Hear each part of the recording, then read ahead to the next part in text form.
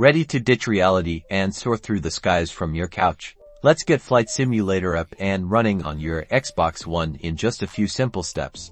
First, make sure your Xbox One is powered on and connected to the internet. This game is a big one, so a stable connection is key. Navigate to the Xbox Store. You can find it easily on your home screen. Just use your controller to move around and select it. Once in the store, go to the search bar, usually located at the top of the screen. Type in Flight Simulator and press enter. You should see Microsoft Flight Simulator appear in the search results. Select the game. If you haven't already purchased the game, you'll see a buy button.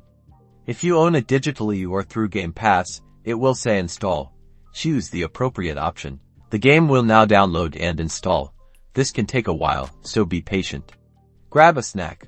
Maybe plan your first flight while you wait. Once the installation is complete, Flight Simulator will appear in your Games and Apps section, or you may find an icon on your home screen. Select the icon to launch the game. The game will load, and after a few moments, you'll be presented with the main menu.